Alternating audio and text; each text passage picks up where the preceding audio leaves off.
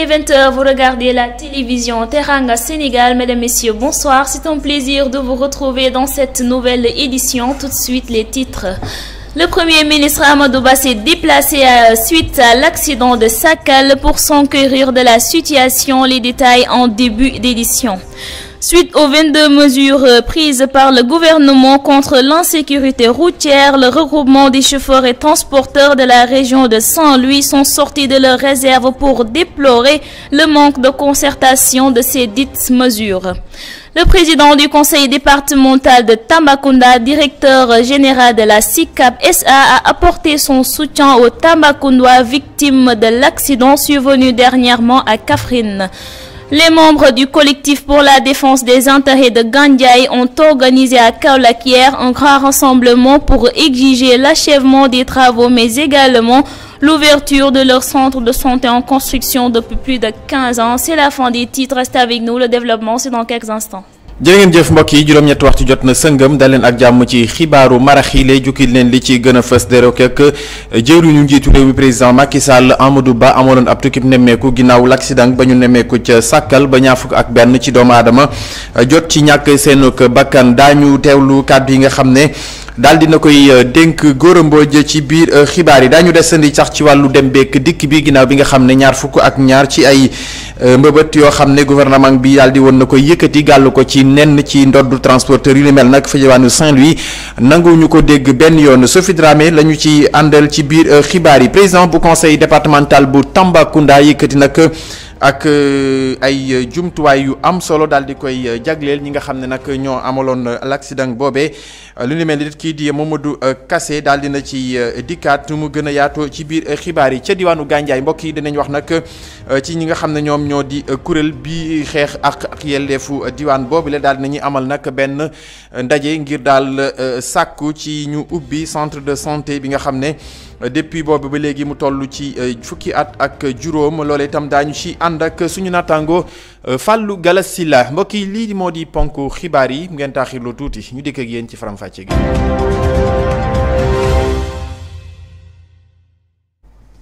Suite à l'accident de Sakal, le Premier ministre Amadou Ba s'est déplacé pour s'enquérir de la situation. Ainsi, il a tenu un discours à l'hôpital régional de Louga. Selon lui, les mesures prises par le gouvernement lors du conseil ministériel seront appliquées. Chaque famille des défunts va recevoir une somme de 2 millions de francs CFA et pour les blessés, 1 million chacun. Écoutons ses propos au micro de Gora Mbodj.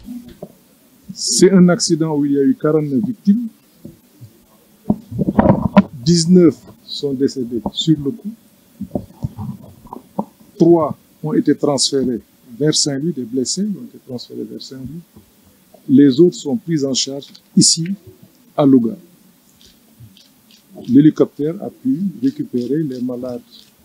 qui, après un diagnostic, les médecins ont estimé que le transfert à Dakar était nécessaire. Des mesures prises, des mesures qui sont en cours d'application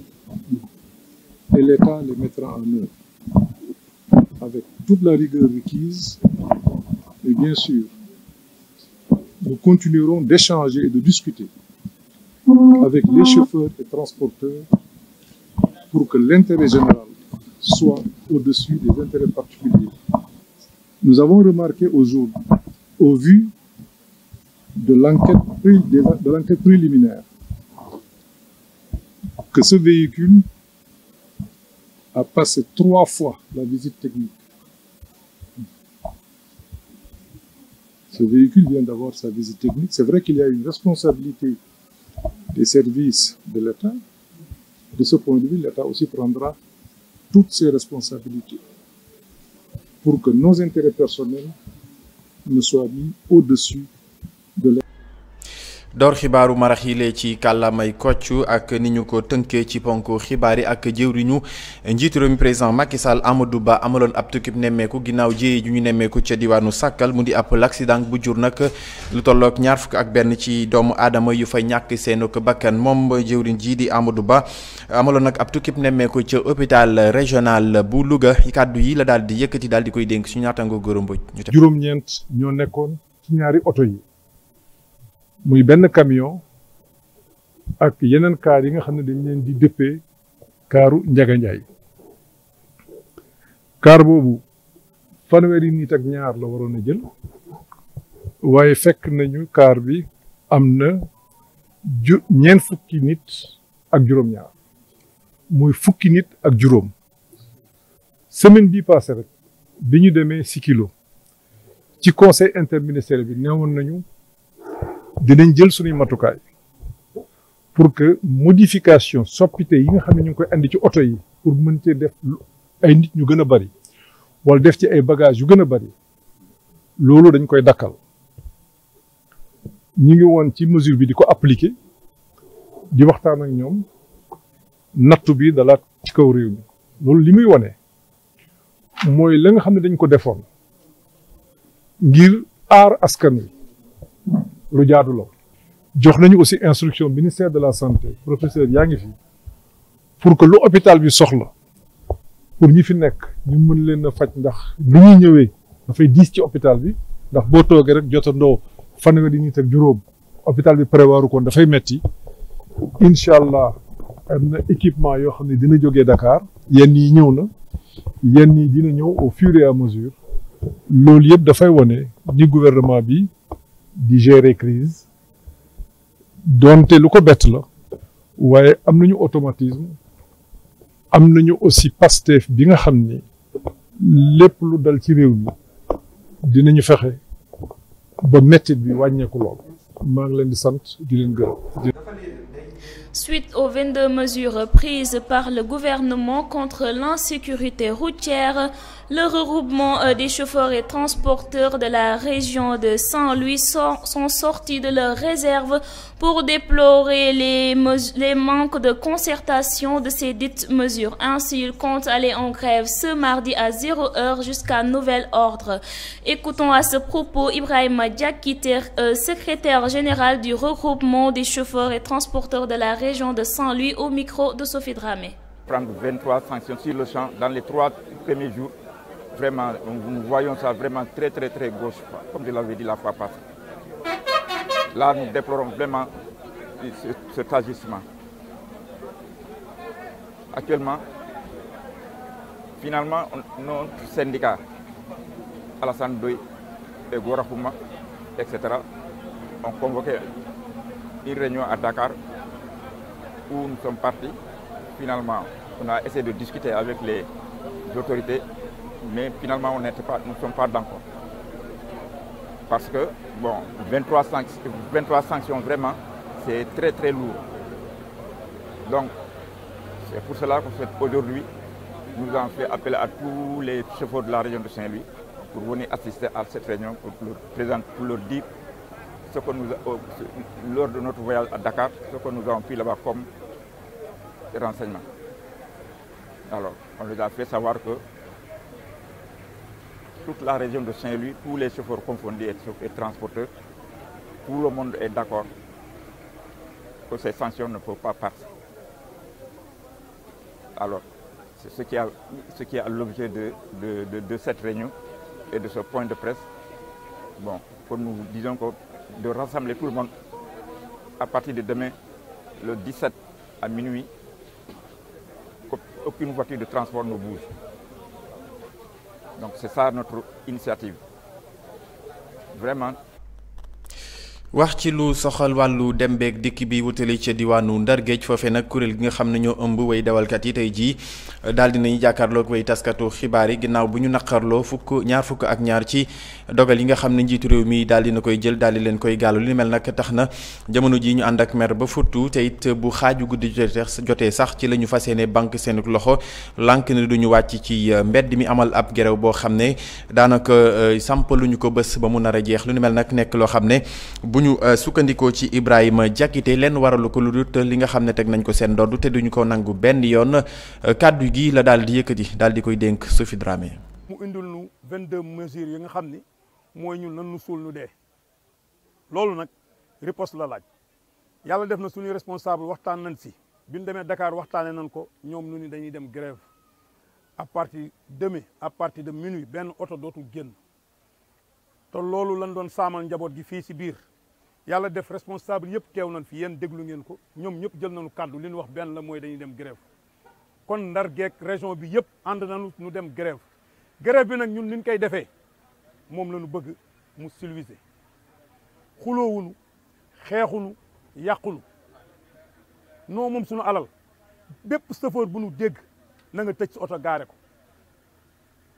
chauffeur bu nu dégg na tëj otoom gaare ko loolu la ñuy santaane te noonu lañ ko fas yéene defee du subaa si minuit noonu lañ ko fas yéene defee ndax autorités yi ne si biir dëkk bi muy police di gendarmerie yàlla dafa def ñun yàlla daf nu booleeg ñoom te dara du si ñaaw kon ñun li nu moom la ñuy moom la ñuy laaj moo waral suñu taxawaay te ñoom sax xam nañ ko li nu teg dafa metti dafa diis ndax dama yaakaar ni état du demee bay def dara acteurs yaa ngi fi na waxtaan ak ñoom ñu seet point par point lu ñu si d' accord ñu xam ne lii d' accord nañ si lu ñu si mënul lii mënulu ko waaye tëb rek accident am rek nga ñëw ni indi 22 points ni acce nañ leen dóor ñoom ñoom daal dañu boolewul si dara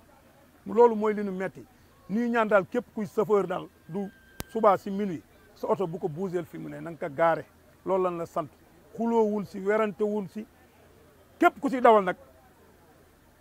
fas yéene daw si tali bii war nga xool du fekkee xool nga sa deret du fekkee deretu gor nga moo ne sa yaram war nga gaare soo te xam ne li nu metti ñun ñëpp la metti loolu daal la ñu bëgg nu fas yéene ko dem si jàmm mu jeex si jàmm te nag grève bi li nu sant grève bi amul wutul nu ko àpp grève bi wutul nu ko àpp. Le président du conseil départemental de Tambacounda, également directeur général de la SICAP SA, a apporté son soutien aux Tambacoundois victimes de l'accident survenu dernièrement à Kaffrine. Après la visite des rescapés à l'hôpital régional de Kaffrine, Mamadou Kassé n'a pas caché sa tristesse par rapport aux 14 Tambacoundois décédés dans l'accident. Il est au micro de Junior Ba, nous l'écoutons. L'accident macabre survenu à Kaffrine dernièrement continue de marquer toujours les esprits. Dès son retour à Tambacounda, le président du conseil départemental, par ailleurs directeur général de la SICAP SA, a apporté son soutien aux familles des victimes et aux rescapés. Un prétexte pour partager sa compassion avec les victimes tambacoundoises. Oui, d'abord, en tant que citoyen sénégalais, j'ai été très sensible à ce qui constitue l'accident routier le plus meurtrier de toute l'histoire de la République du Sénégal. Vous avez vu que le président de la République s'est rendu sur place pour s'enquérir de la situation et également amener le gouvernement à prendre en charge ce qui était encore possible de sauver. Donc naturellement, en ma qualité d'abord de citoyen, mais aussi en ma qualité de président du conseil départemental. Parce que vous n'êtes pas sans savoir que nous avons dénombré quasiment un tiers des décédés qui sont issus du département ou de la région de Tambacounda. Il y a, je pense, 14 décès au moins de personnes qui sont issues du département de Tambacounda ou de sa région. Alors, c'est aussi ce qui était noté chez les blessés. Donc, naturellement, en le faisant en tant que citoyen, je le fais aussi à l'endroit ou à l'égard des administrés que sont ces populations du département de Tambacounda qui ont été très touchées par cet accident. Donc, c'était d'abord une visite humaine,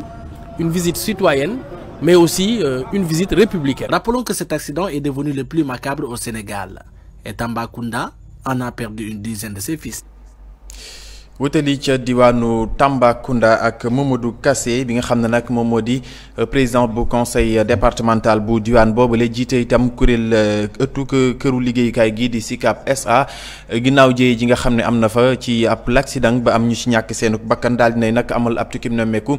ci hôpital régional bu diwaanu Kaffrine ab ndimbal nag daal dina koy jagleel ñi nga xam ne seenuk njaboot daal dinañuy mucc ci li nga xam ne moo di l'accident boobule mu yëkkati ay kàddu ginnaaw tukkib nemmeeku boobe donc di koy dénk Junior ñu teewlu ko. L'accident bu metti amoon Kaffrine mi ngi wéy di des ci xelu nit ñi ba tey ginnaaw bu mu ñibbisee Tambacounda président conseil départemental nekk it directeur général SICAP SA daal dina seeti ñu loru woon ci bile accident indi leen dimbalam. waaw képp koo xamante ne sa yaram am na yëg-yëg keroog li xew naqarlu nga ko metti na te tiis la ndax bokk na ci bu fekkee ne accident wu tali la ci li gën a metti ci li Sénégal dund ci wàll woowu ba ñu dee Sénégal moom suñu bopp ba tey gis ngeen président de la République keroog ñëw na fa ànd ak lépp li ëpp solo ci gouvernement bi ngir ñaax leen pour que ñu jàppale nit ñi nga xamante ne génn nañu àdduna te loolu la yàlla dogal ci ñoom ñu fexe ba seen famille jot ci boole ci nag ña nga xamante ne dañoo am ay gaañu-gaañu ñu am ci ñoom ay taxaw te nag ma taxaw seetlu tey dama doon wax ne président am na gis-gis ndax tey li xew Sikilo bu hôpital Thierno Birahim Ndao nekkoon foofu nu muy demee kon booba gis-gis laa dugg keroog am ci yëg-yëg ci sama yaram ne am yàqin ne président Macky Sall wax dëgg yàlla ku yàlla may la ci ay taxawu askan wi ci li nga xamante ne moom moo war a doon li nu soxla hôpital ba keroog dugg naa fa ngir nemmeeku ñi nga xamante ne ñoo fa nekk te am lu ñu yëg seen yaram ñii di waaj a génn ñeneen ñi ñu leen di ñaanal ñu génn ci bu gën a gaaw ñu lim ci nag lu takku loo xamante ne Tamba la jóge woon ndax boo gisee ñeent fukki ak benn ñi nga xamante ne génn nañu àdduna daanaka ñaar fukki yi wala fukk ak ñett ba ñeent Tamba département lañ jógee wala Tamba ci biir région. ci fàttali bileeg accident nekk na bu gën a tar ci diwaanu Sénégal la Tambacounda nekk si lu ëpp fukk ci ay doomam. Je vous l'annonçais en titre à Gandiaye, dans le département de Kaolack, que les membres du collectif pour la défense des intérêts de Gandiaye ont organisé hier un grand rassemblement pour exiger l'achèvement des travaux, mais également l'ouverture de leur centre de santé en construction depuis plus de 15 ans. Ces populations qui ont reçu le soutien du député Guy Marius Sagna disent ça suffit et interpellent les autorités. C'est un compte rendu signé Fallou Silla. Vêtus tous de rouge, les membres du collectif pour la défense des intérêts de Gandiaye ont organisé un grand rassemblement pour exiger l'achèvement des travaux du centre de santé de la dite commune, mais également son ouverture. Donc la population de Gandiaye est sortie aujourd'hui pour réclamer l'achèvement des travaux du centre de santé de Gandiaye, qui date depuis 2007. Donc 16 ans déjà que le centre de santé est en train d'être construit et ça tarde toujours à être réceptionné. Donc on ne sait pas maintenant où se trouve le blocage, mais en tout cas, nous, ce que nous voulons, c'est l'achèvement de ce centre de santé. Parce que Gandiaye, aujourd'hui, ne doit plus faire des évacuations sur Kaolack. Gandiaye, le poste de santé de Gandiaye polarise 26 000 personnes. Donc, on ne peut pas concevoir une si grande commune et qui serve même d'autres communes qu'on puisse maintenant avoir un poste de santé même qui a des difficultés parce que le poste de santé même a été délogé. Actuellement, c'est le centre socio-éducatif de Gandiaye qui abrite le poste de santé. Et là aussi, nous lançons un appel au maire de Gandiaye et à son jeune frère, M. Pape Samba Diop, qui est auprès du président Macky Sall, à plaider pour la cause de Gandiaye. Parce que Gandiaye a besoin de ce centre de santé-là. Prêté main forte par l'honorable député Guy Marius Sagna, les membres du collectif disent ça suffit et promettent de passer à la vitesse supérieure si les autorités ne prêtent pas une oreille attentive à leurs demandes. Bon, comme je l'ai dit tantôt, ça c'est le premier pas. Donc si toutefois maintenant, d'ici quelques jours, voire quelques semaines, il n'y a pas de réaction, nous allons passer à la vitesse supérieure. Nous allons organiser une marche pacifique donc pour réclamer l'achèvement des travaux du centre de santé de Gandiaye. C'est un combat pour tous les fils de Gandiaye. Le maire en premier lieu, c'est lui qui devait même diriger l'activité. Donc c'est apolitique et c'est pour la cause de toute la population de Gandiaye. Pour rappel, nous avons tenté de joindre le maire de la commune de Gandiaye, en l'occurrence Pape Songué Diop, mais en vain. des ca diwaanu Gandiaye bokk ci département bu Kaolack ak suñu naataango Fallou Galas Killa ab kuréel goo xam ne la leen tax a jóg moo di xeex ak àq ak yelleefu seenuk diwaan jamono ji nag ñu ngi sàkku ngir li nga xam ne rek ab tabax la mu di centre de santé bi nga xam ne depuis boobu ba léegi mu toll ci fukki at ak juróom ñu tàmbale ko te yembul la benn yoon la ñuy sàkku nag moo di ci nga xam ne ñoom ñoo di autorités yi centre de santé boobule ñu daal di koy fexe mu daal di nekk lu yemb bañ jébbal ko askan wile ñu teewlu ci suñu naataango Fallou Galas ñu takk ay brassard yu xonq ñoom ñi nga xamante ne ñoo bokk ci collectif pour la défense des intérêts de Gandiaye daal di amal ab ndaje mu mag a mag ci kanamu bokk mamel bu diwaanu Gandiaye lépp rek ngir wax ak autorité yi ngir ñu yeggali liggéeyu centre de santé bi waaye tamit daal di koy ubbi ngir askan wi yeewa foofee mën cee bénéficier wu. tey dañu oote woon tey Gandiaye fii benn rassemblement pour wax ne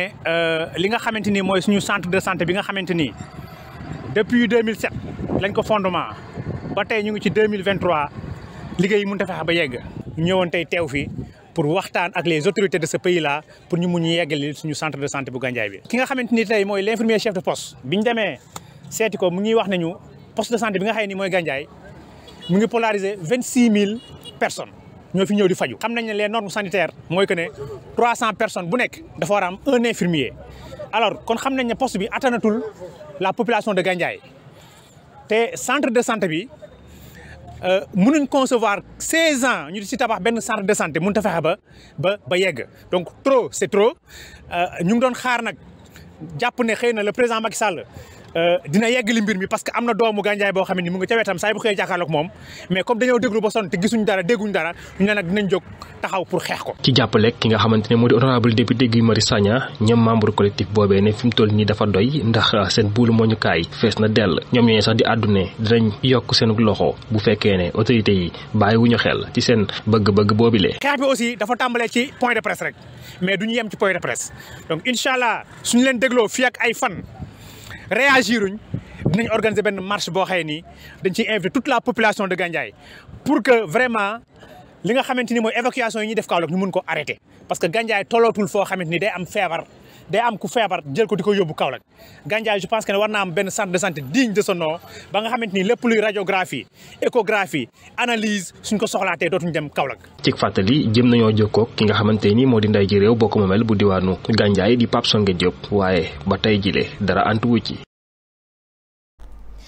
Merci Fallou Silla. Mesdames, Messieurs, c'est la fin de ce rendez-vous d'information. Merci de l'avoir suivi. Merci de votre fidélité. Restez fidèles aux autres programmes de la TSTV. Bonsoir. cant ngërëm ñeel na leen mbokk yi lii gënoon a fës ci xibaaru marax yi lee jox leen dig daje ëllëg ci yeneen njëtaayu xibaar jërë ngeen jëf.